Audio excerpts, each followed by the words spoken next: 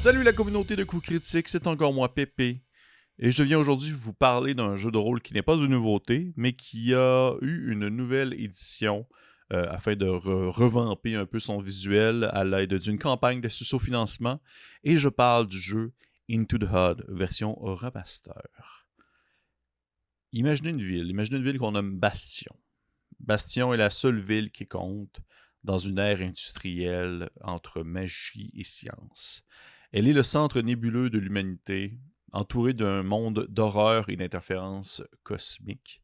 Imaginez qu'un métro sans fin s'étend sous vos pieds alors qu'une pluie d'étoiles défile au-dessus de vos têtes. C'est bien cela, Into the Hood.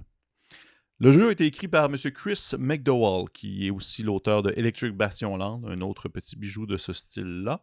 Et dans le fond, le lead design, la personne qui s'occupe du visuel du livre, est M. Johan Nord, qu'on connaît bien sûr pour Morborg. Si vous avez déjà lu Morborg, vous avez déjà vu son style. Et le jeu est en fond, imprimé et distribué par la Free League, ceux qui ont fait Tales from the Loop, Forbidden Lands et bien sûr The One Ring, qui est sorti tout récemment. Thématiquement parlant, Into the Hood est, je dirais, assez difficile à décrire, vraiment, pour y donner un style précis, parce que ça emprunte à de nombreux genres. On peut s'imaginer un style d'univers un peu steampunk, assez étrange, dans lequel vous faites évoluer vos personnages. Le cadre par défaut va mettre en place une version fantastique du 17e et 18e siècle de notre histoire. La magie existe sous des formes d'objets qu'on nomme des arcanums. Et l'univers en soi autour de Bastion, ce qu'on peut retrouver est un monde d'étrangeté, d'inusité, d'incompréhension, d'éléments qui vont sortir de notre cadre, de ce qu'on peut s'imaginer. C'est sans nécessairement dire que c'est post-apocalyptique.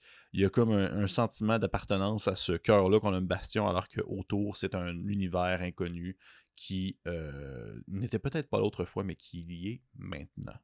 C'est une mise en place vraiment spéciale. J'apprécie beaucoup le fait que le jeu va comme exploiter énormément ce concept, le concept de l'exploration, mais aussi le concept de l'espèce de la technologie, la science à notre service dans le but de découvrir ce qui se trouve autour de nous. Je trouve que c'est, sans nécessairement dire que c'est du jamais vu, j'apprécie bien la petite touche qui s'éloigne du très classique et très sauvage, post-apo violent. Mais on n'est pas là du tout, c'est pas du tout ça. Bien qu'il est fort possible de se taper dans le visage. Et parlant de taper dans le visage, côté système de jeu, qu'est-ce qu'on a? Le système de jeu est défini, un personnage dans Into the Hood va être défini par 3 caractéristiques, la force, la dextérité et la volonté. Ça va varier sur un chiffre de 1 à 20. Le but, lorsque vous voulez faire un jet à Into the Hood, c'est de faire un roll under, donc un roulé en dessous. Vous lancez votre D20 et votre objectif, c'est d'avoir égal ou en dessous de votre caractéristique afin de accomplir l'action que vous voulez entreprendre. Donc, si vous avez 15 de force et vous lancez 15 et moins, vous réussissez à faire ce que vous voulez. Ça ressemble beaucoup à Moss Ritter. En fait, je pense que je ne me trompe pas, les deux jeux ont vraiment la même base en termes de système, parce que tout comme Moss Ritter, le système de combat fonctionne que vous accomplissez automatiquement l'attaque que vous voulez faire. C'est plus la variante des dégâts qui va être assez haute.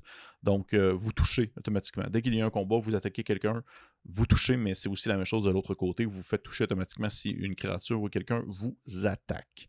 Donc, de ce fait, on peut se dire « Oh, je vais mourir rapidement. » Peut-être. Au-delà de vos points de vie, c'est votre caractéristique de force qui va diminuer lorsque vous atteignez 0 point de vie. Et lorsque votre caractéristique de force atteint 0, eh bien, vous êtes mort. Tout simplement. Le jeu, entre autres, va également mettre de l'avant un système de magie qui va être très dangereux, étrange, incompris, qui va avoir des effets secondaires indésirables, inusités. J'aime beaucoup les jeux de rôle qui vont pousser un concept de magie qui va être un peu plus... je cherche un bon terme français, en anglais on dirait clunky, dans le fond, un système de magie qui va être un peu plus difficile à maîtriser. C'est moins quelque chose de par défaut de je fais des fireballs, je fais des flèches de feu, tac, tac, tac. Non, là il y a quelque chose à faire, il faut essayer de le maîtriser, il faut essayer de le contenir. Lorsqu'on va l'utiliser, il va peut-être se passer quelque chose d'autre. Si ça fonctionne, tant mieux, l'effet va être incroyable, mais si ça ne fonctionne pas, au palais, ça va nous sauter dans le visage. Il y a un petit effet de gamble que j'apprécie beaucoup plus dans ce type de jeu-là et c'est un élément que j'aime explorer dans des jeux. C'est un élément que j'aime voir, ça me donne plus le goût de jouer un personnage qui utilise de la magie comme étant quelque chose de réellement incroyable plutôt que comme étant quelque chose de super commun que tout le monde peut faire, tout le monde peut taponner on va dire les pouvoirs arcaniques comme bon leur semble. Côté visuel, et là, c'est là que je trouve que le jeu en gagne beaucoup, parce que j'avais déjà lu Into the Odd, j'ai même la vieille édition en version physique qui m'a été donnée par un ami, et visuellement, ce jeu-là me donnait tellement pas le coup, là. C'est d'une... je vais le dire, je trouve que c'est d'une platitude incroyable, là. Il y a la couverture qui est correcte, l'intérieur qui est bien normal. Mais maintenant, avec la touche de Joanne Nord, qu'on retrouve justement le lead designer de Morkborg, il y a quelque chose d'absolument incroyable à aller chercher dans ce visuel-là, dans le visuel du jeu, c'est de toute beauté, sans pour autant avoir l'impression dans le fond, que Joanne Nord ne fait que recopier sa formule gagnante de Morkborg.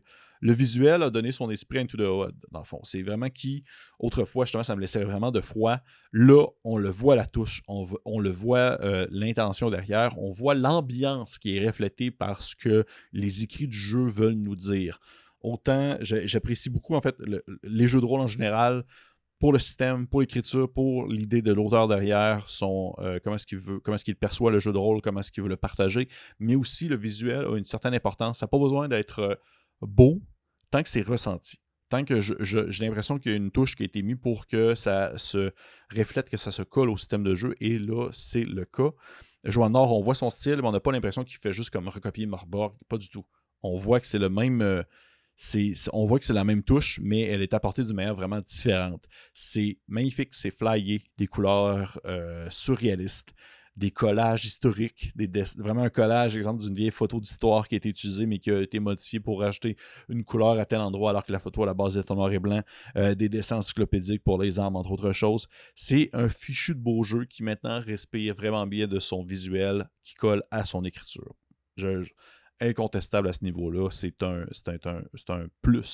plus-value que je peux pas vraiment nier. Vraiment. Critique du jeu.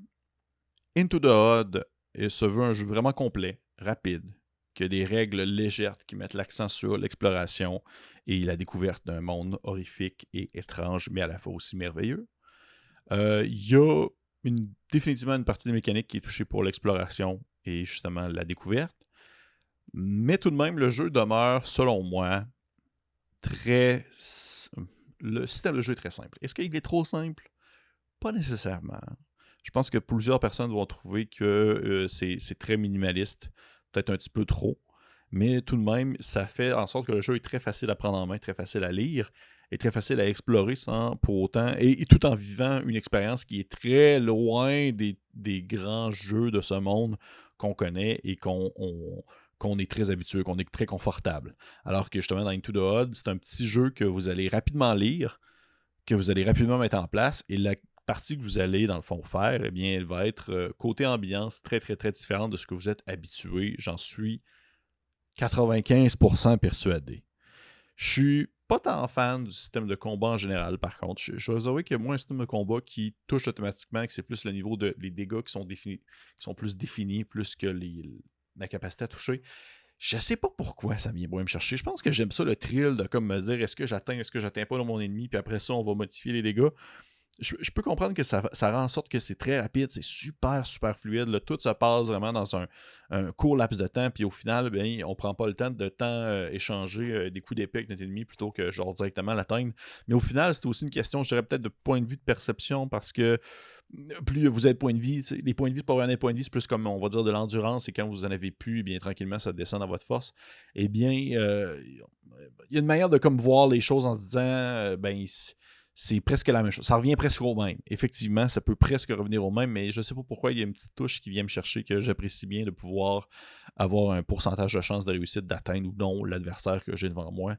Peut-être que c'est juste une habitude. En pratique, Into the Odd pourrait peut-être plus me charmer, mais il n'en demeure pas moins que c'est un jeu d'une beauté incroyable, d'un système efficace, d'une mise en page sublime, et tout pour tout collectionneur de ce genre, autant que soit vous appréciez les bons jeux de rôle que vous pouvez rapidement mettre en place ou que vous appréciez les belles œuvres d'art. Je vous conseille fortement d'aller jeter un coup d'œil sur cet ouvrage-là qui n'est pas encore sorti physiquement pour tous.